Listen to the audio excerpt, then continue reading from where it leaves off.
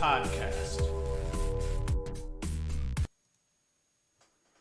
What is up, Lacrosse fans? We are doing a live stream, so this is going to be a little bit weird, and I'm kind of sitting here watching my monitors over here to see what's going on as we're chatting it up. But it's the holiday. I took work off a little bit early here today, so I figured 4 o'clock sounded like a good time to do our first actual live streamed episode. We've gone live on Facebook before, and it wasn't too bad actually, but YouTube Live, it's where to go. So today we are going to talk about Dox Aitken making it official. He will not be returning to UVA. We will talk about Brendan Grimes, incoming freshman, Inside Lacrosse's number 4 incoming freshman, heading to Hopkins. We'll talk a little bit about him. I'm going to talk about a quick little Cuse fall ball recap from Syracuse.com, a little interview with John Desko. I wasn't able to make the stream for that one, but I did watch it and read a couple of articles about it. Another little topic we're going to talk about is the best D1 players to not win the Tewaaraton. So there's a list that I actually had saw on Twitter that outlined the players that they thought were the best players to not win the Tewaaraton. I agreed with all of them, but there was a notable player that wasn't on the list that I wanted to talk about as well. And what else? We got a mailbag question. Someone wanted me to do a way too early Tewaaraton and national championship pick. They wanted me to make a pick for each of them, so I'm going to do that on the fly. I haven't even decided who I was going to say. I know who I'm going to say for the Tewaaraton, and probably most of you already do as well, but we'll see. And then I wanted to do a couple of Section 4 shout-outs. I live here in the Section 4 region of upstate New York, and there was a couple of guys that have, kind of busted into the news here, so I wanted to talk a little bit about them as well. Before I get into the rest of it here, for those that are watching back later, or I guess for even those that might be watching live, be sure to like, subscribe, hit the notification bell. They're down here somewhere. And as always, just share the crap out of this with your friends, family, help it grow. And if you want to support us beyond all of that, you can go to LaxFactor.com, get yourself some swag and other type things.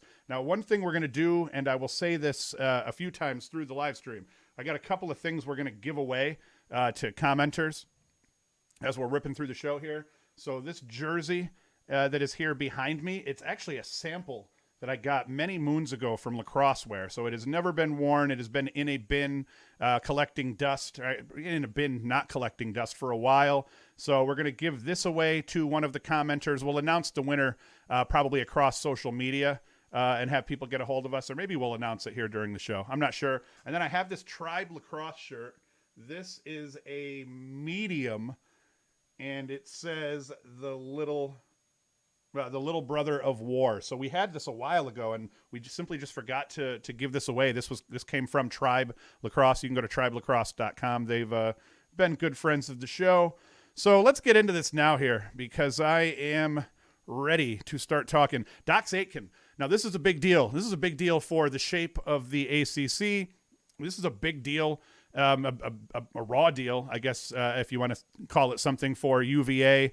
Nobody at UVA, none of the alum, probably none of the players, although they probably all knew, really wanted to accept that he wasn't coming back, except Tillman. Tillman kind of has been hinting at it all along, that we're playing without him, we're practicing without him. And he was my pick probably for the best midfielder in Division I last year. At the beginning of the year, I was hyped on Aitken. I've been hyped on Aitken since he was a sophomore, but I thought he was going to tear it up last year. He had kind of a slow start to his 2020. Just started out, I think UVA was 4-2 at the point where COVID nixed the rest of the season. And Aitken had just 9 goals and a helper. So that's a little bit slower of a pace for him. But it was probably tough because he had played years prior where they kind of had a deeper midfield. Matt Moore played on the midfield 2 years ago with him. And then he had Ryan Conrad the year before that. So last year was one of the first years where he got all the attention. And I'm talking all the attention. So he's a stud. He's drawn polls every time. He's drawn double teams. So, kind of keying on Aitken was something that every team did, at least through those first 6 games. So he started out a little slow, but it didn't change the fact that the attention he got kind of opened things up for them a little bit. And his loss is going to be felt badly by UVA, as I have some stats here. I know last year the leading scoring midfielder was Cormier, and he's coming back. So that's good news for UVA because he's probably going to be one of their leading contributors out of the midfield if he's not playing attack, which I don't think he will be. I think he'll almost definitely be playing midfield. But they lose, so they lose Aikens, 10 points, and he's put up 30 plus every year before that. Coming back though, they've got Cormier at 12-7 last year, so he puts up 19 points. So that's a solid midfielder. He's listed as an attackman on the roster, but I presume he'll be playing mid. They bring back Jeff Connor, presumably. He was 1-8, so he kind of just flipped Aiken's stats. He was 1-8 with 9 points. And then a bunch of unknown guys. Peter Garneau, 6-2, so he got some points. Reagan Quinn could be a solid player, 1-4. And I mean, that's assuming all these guys actually end up coming back. But I think that takes UVA from having one of the better first midfields in the country. You'd have to put them in the top 20 at least, top 15 with Aitken and Cormier, and then whoever would fill in into that third spot, and it kind of drops them right down quite a bit. So especially just in the ACC, in terms of midfield depth, they're going to be hurting a little bit. I think Syracuse is definitely the deepest team at midfield in the ACC. I like Duke with some of the additions they've gotten. It kind of deepens their roster, so you'd think you might even see some of their attackmen running a little bit of midfield here. So that kind of thing, I think, it's going to hurt them. You win games between the boxes, and between the boxes is going to be UVA's probably their biggest weakness in 2021. So that was terrible news. Terrible news for UVA. One thing I didn't say yet here, if you want a chance to win this t-shirt here, it is a medium Tribe Lacrosse t-shirt. It says "The Little Brother of War" on it. Just comment below anything about the show, ask a question, anything, and if it's worthy and good, I'm just going to start throwing crap out to you guys. And same thing for this jersey behind me. Tell me what you want. Do you want the t-shirt? Do you want the jersey? I think the jersey is an extra large, and this is a medium. So you can kind of throw in your comment, ask me a question, and then tell me which item you want. Or once I pick you could actually do it also. So let's move on from that. One thing that I wanted to talk about as well was player profile time, and I wanted to talk about Brendan Grimes. He is Inside Lacrosse's fourth incoming freshman. His goal, they say, per the article by Matt Kinnear that I was reading, was national title. They want to try to get back, and that's a typical thing you'll see at these former powerhouses like Syracuse and Hopkins, where they haven't won the big one in quite a while. The goal still is every year to try to get back to the Final Four, get back to Memorial Day weekend and win a national title. So that he kind of has to say that. That's just paying us all lip service. But Grimes is legit. They have a decent class overall coming in. A lot of kids from big name schools, Boys Latin, Calvert Hall, Culver, Military Academy. So all the usual suspects there. And Grimes looks to be the biggest get of all of them. He is a big lefty sniper. So real quick, I'm going to take a drink. Thought on Cam Baddour at Duke. I don't know.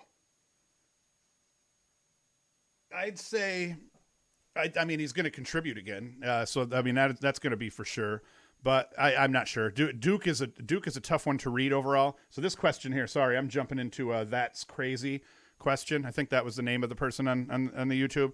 He asked what I thought about Cam Baddour at Duke, and let me see here. Let's see what he put up. InsideLacrosse.com. That's one of the things we'll do here too, though, is we might as well, as we're just sitting here, I'll look some more things up randomly, so we don't have to have this be quite so buttoned up. Not that I'm ever really all that buttoned up. All right, let's see what Baddour did. All right, so he was 8-7. Well, I'll tell you what, with that midfield line, the second midfield line, which I think Baddour was on, was a lot better than that first midfield line. The first midfield line, I believe, even they by the end of the COVID shortened season, I believe that second midfield line was getting more burned than the first. And right now I'm not 100% sure who was on it. I think that first line was Nakai Montgomery, maybe it was Walsh and Lowry on it, and then that second line, who was that? Was it Baddour, Caputo? Yeah, see, I can't even remember who was on the line. I just know that second line, and I think Baddour was on it, where they were playing much better lacrosse. They were sharing the ball. They just kind of flowed with the offense a little bit, where it looked like that first line was kind of forcing things way too much. So I think Cambador is going to be filthy overall. I think especially, but look, he puts up 15 points as a junior. So, assuming he's going to, play his next year and then maybe even another year, he's going to be a solid midfielder for Duke for sure. Let's get back to Grimes here. I got sidetracked. Big lefty sniper. I watched his highlight cut, and his highlight cut was a lot of just catch and release, really quick catch and release shots. A lot of 2 and 3 step dodges, because obviously a guy like him, the defenses you're trying to game plan for Grimes is, don't let him don't make sure his hands are never free. Never just give him straight up time and room to shoot, because he will step down and rip on people. And a lot of times he doesn't even bother stepping down. He just lets it rip right where he's standing. So as defenders are kind of trying to get hot to break down on him, get down on his hands, he would do a lot of running by guys. He's pretty, just like a lot of lefty snipers, he's really good at catching the ball on that left wing as the defender's coming to break down, ducking under the defender and trying to put the stick across and duck underneath and then bring it back and score. So a lot of that kind of stuff, but I wouldn't say he's a dodger. I know in the article on Inside Lacrosse, he talked about how he was trying to get to the point where he was like a Ben Reeves type player, and he's got a Ben Reeves type build. I'm just not sure. I think he's kind of more of a shooter overall than a Ben Reeves type player, where Ben Reeves was kind of the triple threat. He could dodge, he could feed, and then he could, I forget what the third threat is here as I'm blanking now, but Ben Reeves, he could kind of do it all. And it's not that Grimes isn't going to be able to do that. I just think that Grimes is going to be a little bit more of a finisher, sniper, and, kind of play off ball a little bit more, to the point where he'll dodge still, and he can even take it up from X and try to beat his guy high. I know that was something he said he was working on. I just feel like he's going to be a little bit more of a shooter. It doesn't matter. Him camping on that left side, it is going to be deadly. Teams are going to hate it. I would presume he's going to get time right away. I can't imagine that he wouldn't. The kid could play ball. And he's going to score a bunch of goals, a boatload of goals. I think he will definitely be goal heavy, even as a freshman, though. I think he's going to get on the field, and I think he's going to kind of fill it up a little bit. I think, though, overall, like where I kind of knocked him, saying I don't think he's a Ben Reeves type player. I mean, who the hell am I? That's the tough thing, and one of the reasons I've kind of avoided prognosticating on players that are incoming freshmen, guys who haven't stepped on the field for a Division I team yet. It's hard to see what these guys are going to do. A lot of these top 5, top 10 recruits, they don't always become the absolute studs that you hope or think that they're going to become. So I think that he's definitely going to do big things. I think he's going to be a 30, 40, 50 point scorer eventually at the D1 level. I don't know how that'll play out, but Ben Reeves, maybe not. I think that Reeves was probably a little bit better of a dodger even coming in than Grimes is, but I don't know crap. So, I hope he proves me wrong. Seems like a good kid, though. Everybody that I talked to, as I was kind of doing the rounds and watching the videos and everything, everyone seemed to have a lot of good things to say about Grimes. Moving on. And before I move on, let's see if there's any more questions. There is not. I see we got 7 concurrent viewers. That's not terrible. I've never done a live stream, and we didn't really announce this. We kind of just popped on. But in between each segment, I'll say it. If you are watching right now and you want to try to win this shirt, the Little Brother of War Tribe Lacrosse shirt, you can go to tribelacrosse.com and see all the crazy stuff they have. They are well known for their reversible pennies. They have all sorts of crazy pennies. And then we're also going to give away this jersey behind me. So pretty much just ask a question. I'll answer it. And then at the end of this, I'm just going to pick a couple of people, and we're just going to give you this stuff randomly. We got Cody up here. Adler or Upgren in cage? I am going to say that Upgren, just being the returner, Upgren has a really good shot. Why are you guys all so heavy on Duke here? What's going on? I mean, there's too many Duke fans in my world right now. As if it's not bad enough that the Syracuse fan has to deal with defense that's going to have to defend Michael Sowers here in this upcoming spring, constantly having to cover Duke and talk about him. I think Adler. I think that Upgren has an advantage slightly because he is the returner, but I think Adler is a young guy. Adler, what is he going to be? Is he going to be a junior, I think? Technically, if it wasn't for COVID, I can't remember. But I think Adler is probably overall the better ball stopper. He's probably a slightly more athletic goalkeeper. So I would, if I had to bet, I had to put money on this, depending on what the odds were, I'd go with Adler if it was just who do I think is going to get that spot. I think overall he's probably a slightly better goalie. Upgren has had moments where he's been solid. He's just streaky. He reminds me, in terms of his overall play, a little bit like Alex Rode from Virginia, a solid goalkeeper, a very serviceable goalkeeper. But people shouldn't forget that Rode got benched at one point in the 2019 season, the year that Virginia won the national championship, and he was the goalie. He won his starting job back, and he was the goalie that was in cage when they won that national championship. So I think Upgren's kind of been streaky like Rode. I think that given the right circumstances, given the right defense in front of him, I think like a lot of the Division I goalies, he could be as good as anybody, but I think Adler probably has a little bit more of an upside, a little bit more athletic, and I think he's probably a little bit better of a ball stopper, which is kind of the whole idea behind being a goalie.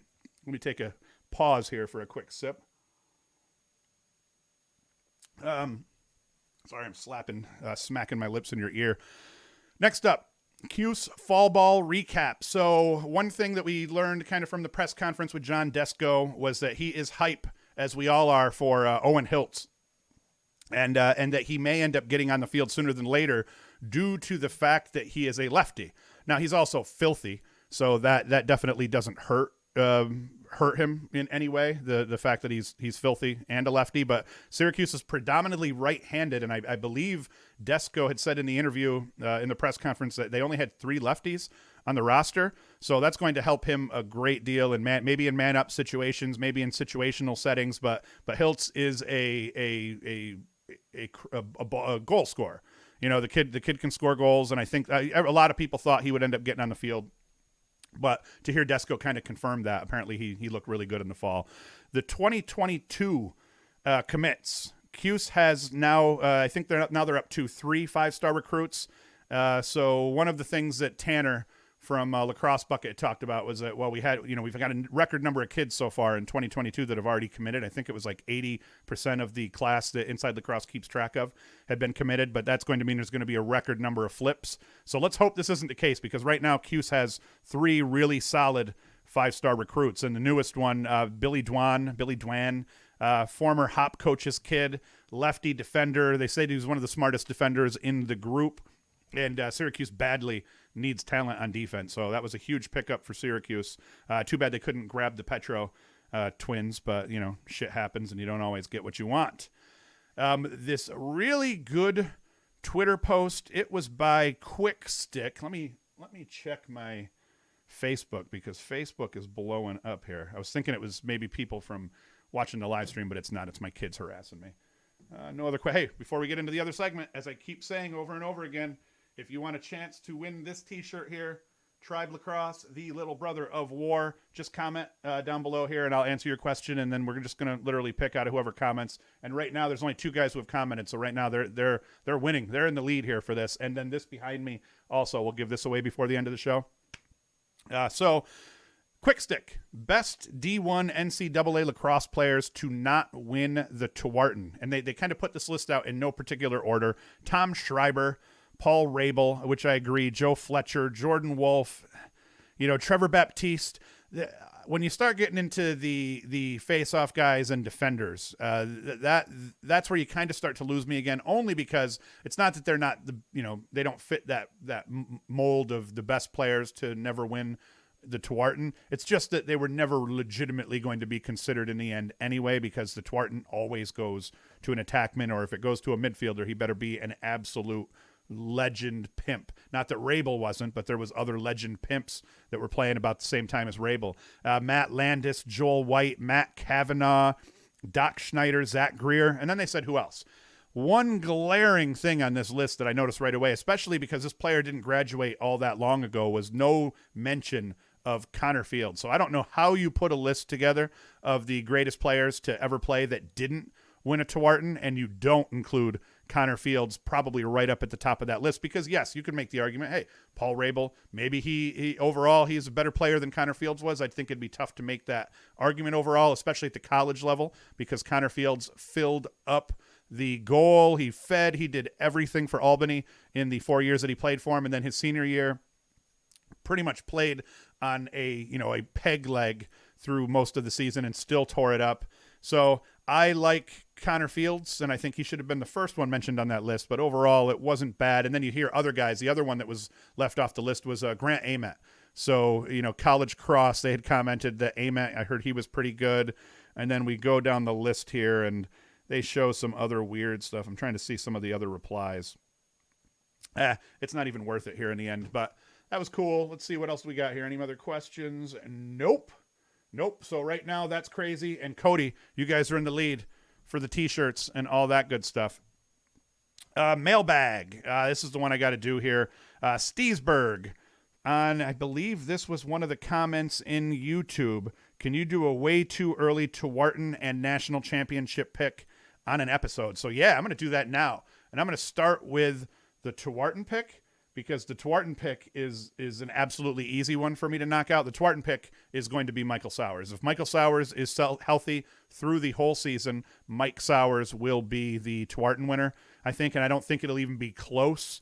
And that's just, you can take that one to the bank. Now, national championship pick, that's tough. I'm going to try, as I think this out, I'm going to try not to be a homer and just choose Syracuse, but my national championship pick, my way too early national championship pick, the easy choice I think would be Duke, because Duke returns a lot of talent. They were missing that guy. They pick up that guy in Sowers.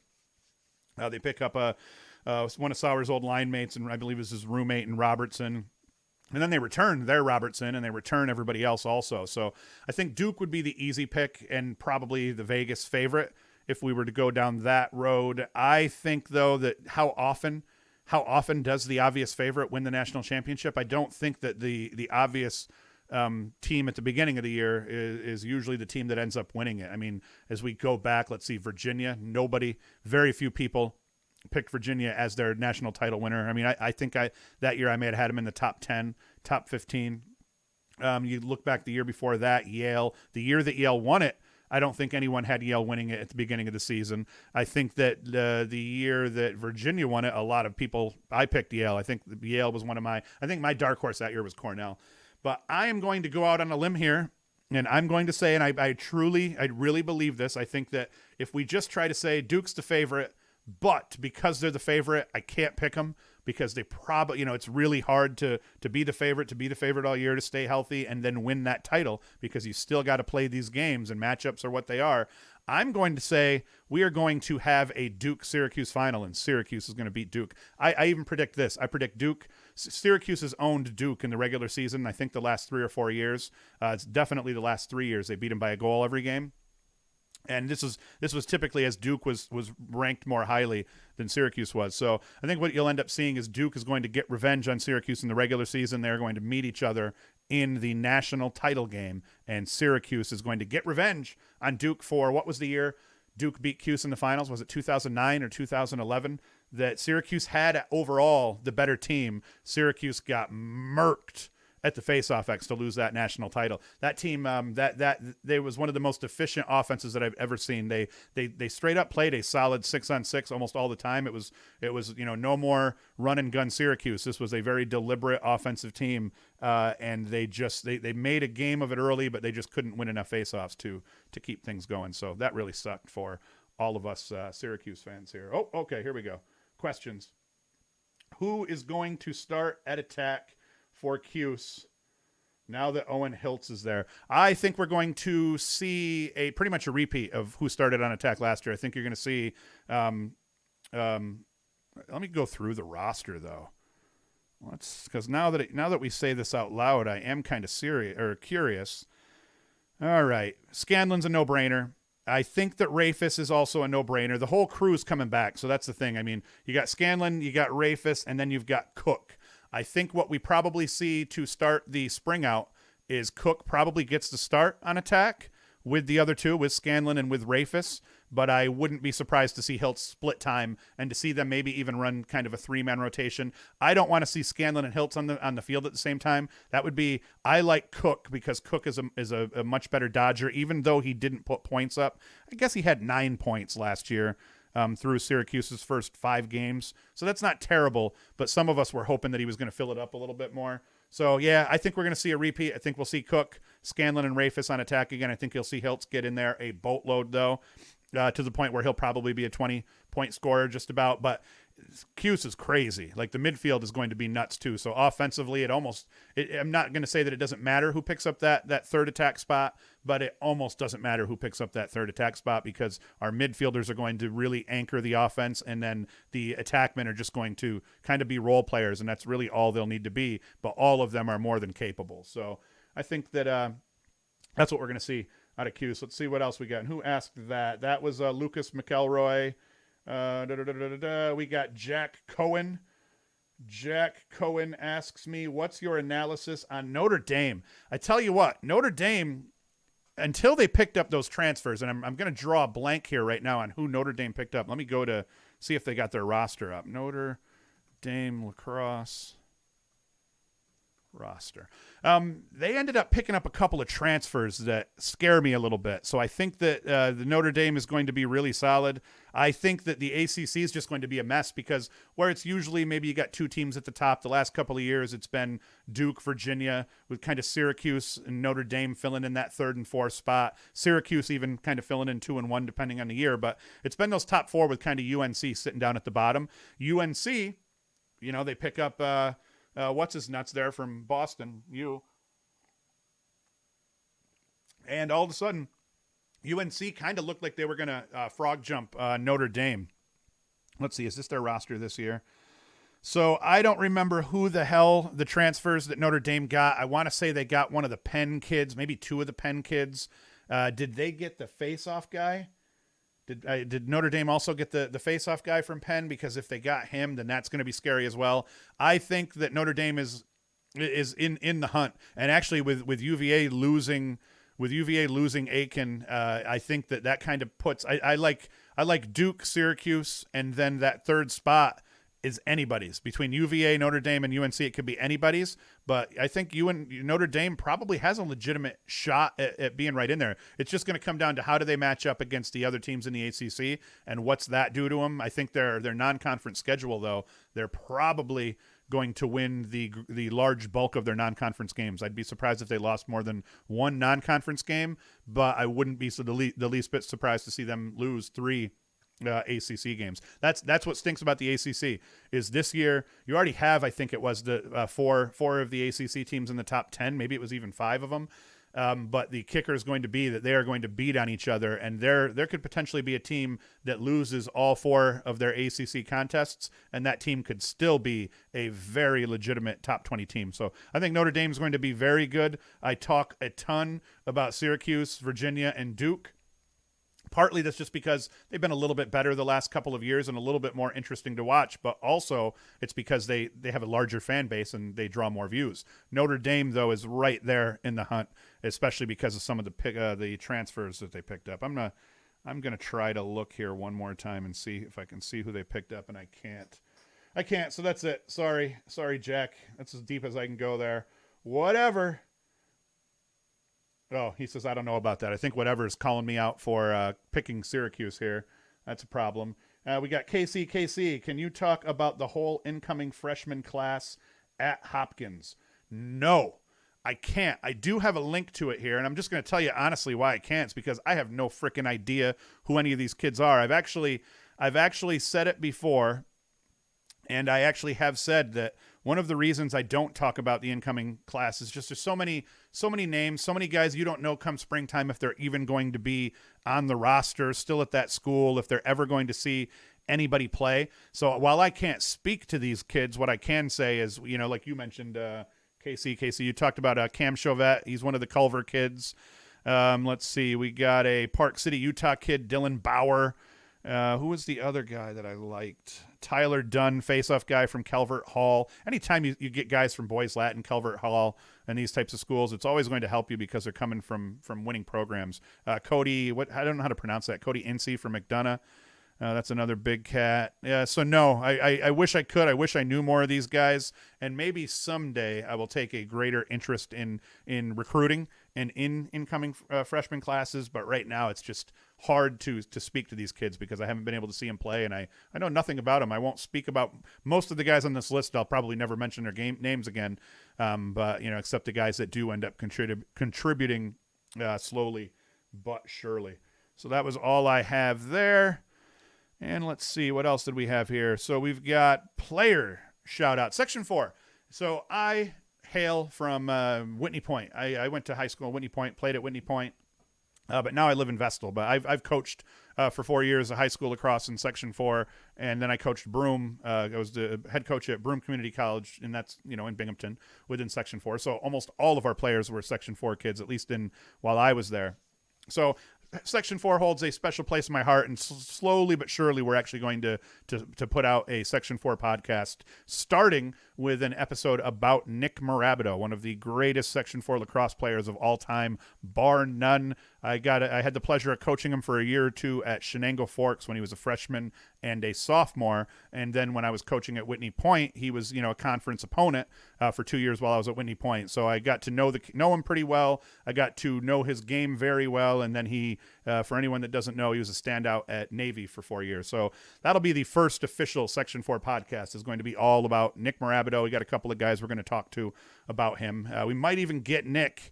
We'll see how that goes. But the whole idea was to not get the player that we're talking about and to get other people to come in and say nice things about him. So we have that lined up. But Rory Thompson, Shenango Valley product, Sweet Lax, he signed with Fairfield. It was just announced. Thompson is a 2021 player out of CV. So Shenango Valley, that's kind of the bitter rival of Shenango Forks, at least in football. They were a fairly bitter rival for years. Two high schools that kind of sit about 10 minutes down the road from each other, and they hate each other. From a lacrosse standpoint, CV didn't have a team when I was playing or coaching, or if they did when I was coaching, I don't know that we played them. If we did, we only played them like once or twice. But yeah, Rory Thompson, Sweet Lax kid, CV kid, he signed with Fairfield. And then there was a really good article on a local news website, WBNG, about JC's DJ Neer. He got to participate in the Under Armour All-American games, where I think there was 3 or 4 teams there, something like that. So I mean, you play at that level, that's never going to be bad. Neer's a young kid. Neer's been playing varsity at JC, I think, since he was in 8th grade or something like that. But so he is almost definitely a future D1 talent, unless he chooses for specific reasons to go somewhere else. But everybody watch out for that name, DJ Neer. And I can't show it. But I'm going to put this up on social media. But did any of you guys see the video that was on social media that was floating around to that pole that he was tailing somebody and he went to kind of swing at somebody and then he kind of pole vaulted over his stick? I wanted to show it in the show, and if I didn't do this live, I would have done that, but I didn't end up doing it. So for the people who are just joining us, sadly, I think we're about ready to be done here. I thought I might get through 2 beers in this, and I only ended up drinking 1. But boom, if you want to win this shirt, I'm going to give everybody a little bit more time as I tell one more story. Just comment down below. We've only got like 7 or 8 comments in there. It is a Tribe Lacrosse shirt. The little brother of war is what it says. This is a medium, and then I'm going to give away that jersey behind me as well. That is a lacrosse wear. I think lacrosse wear is still around.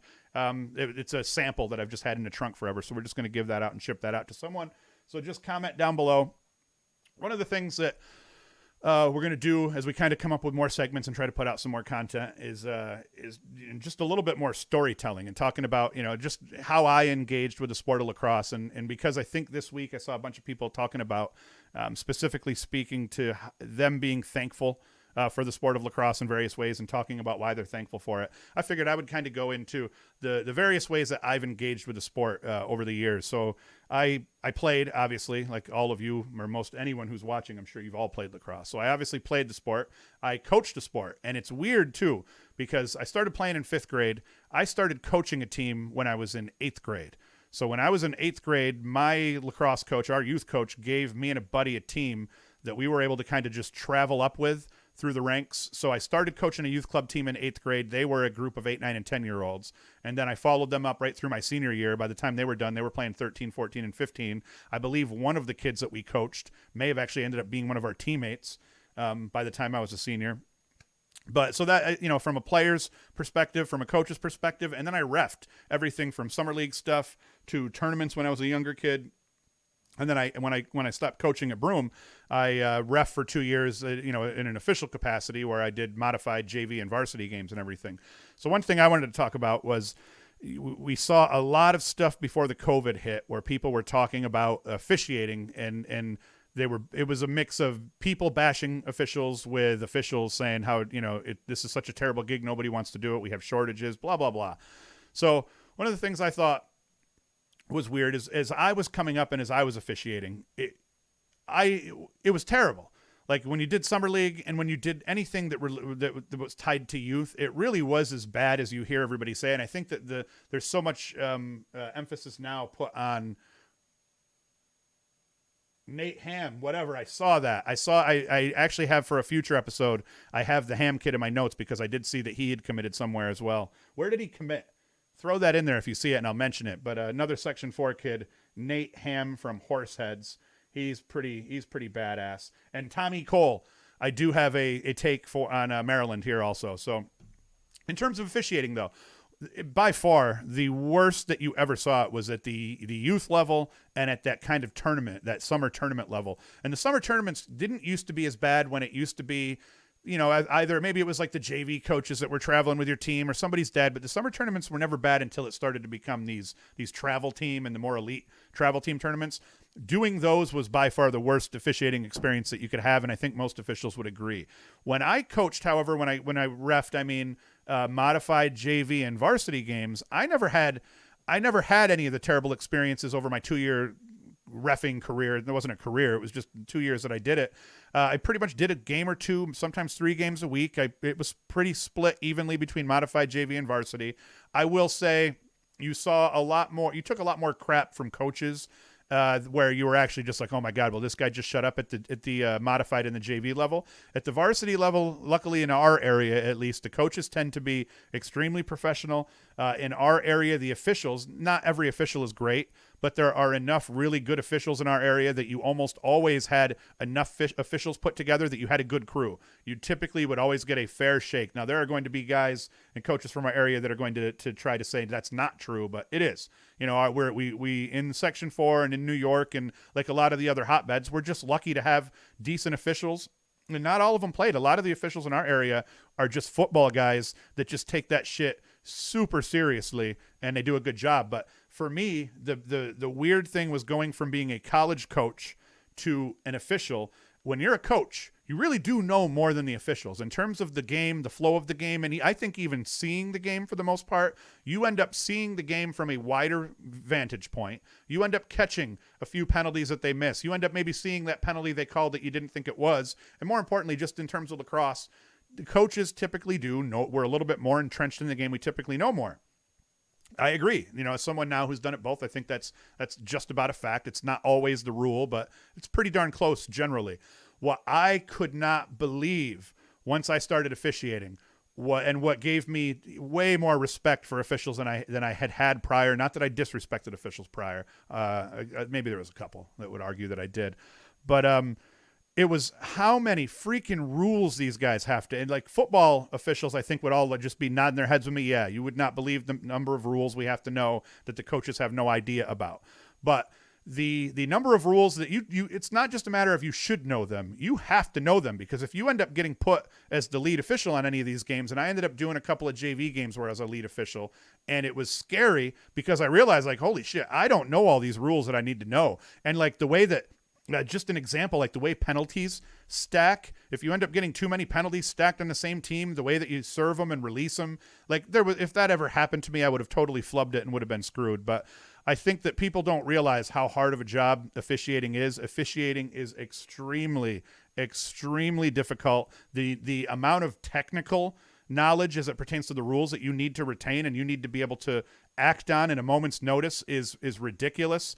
And it actually, when I used to know nothing and I was just rolling out in the field to ref a summer league game or a box game or something like that, or even a tournament game, you had no worries because it was a lot looser. When you're doing an officially sanctioned high school game and it's a varsity game and you're running around there having to get these calls right, having to get your stupid hand signals right, or coaches are freaking out and you've got to do all of that in just about real time, I think that people need to cut officials some slack.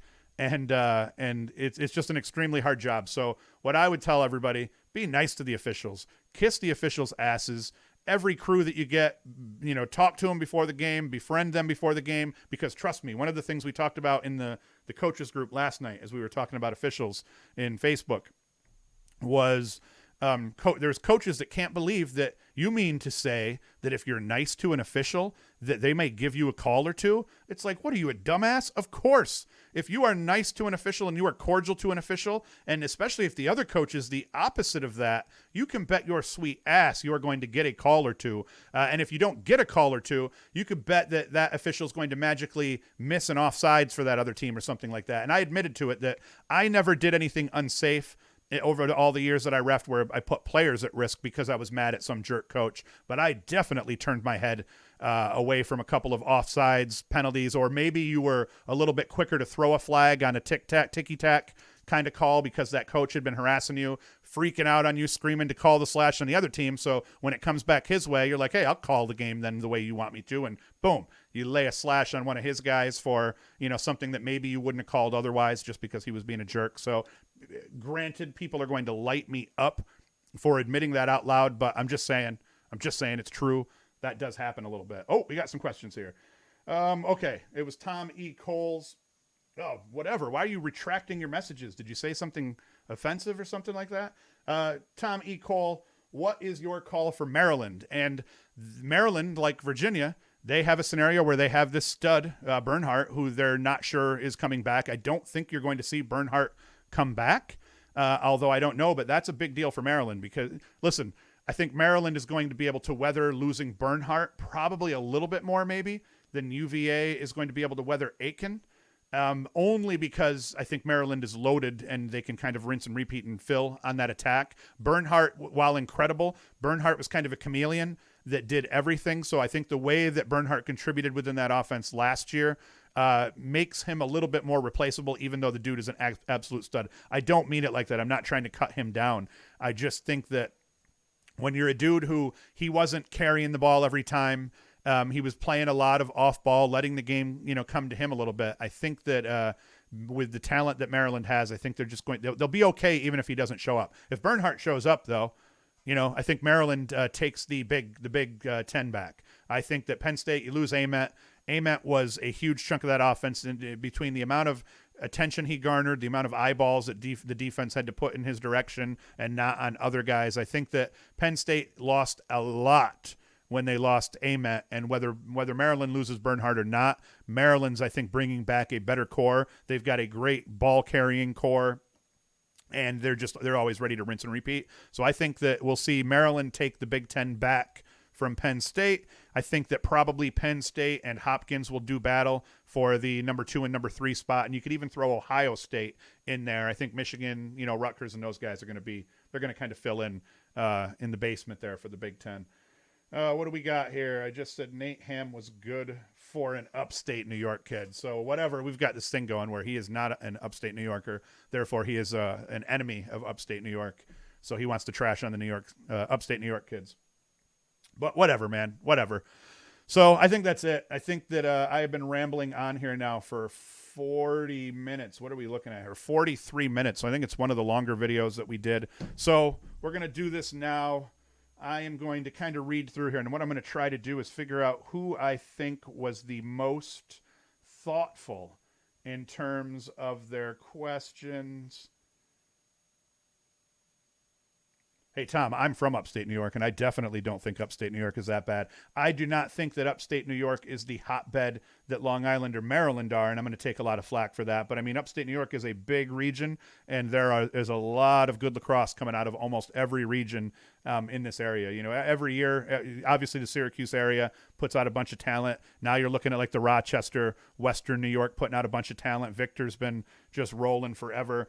Northern New York, we've got some talent. Even down here in the Southern tier, we can ball, so don't forget about us. So definitely upstate isn't, one of the top 5 hotbeds or whatnot, but I mean, there's a boatload. Coaches spend a lot of time and give this area a lot of attention. So you know what we're going to do here, because I liked it and because a lot of people don't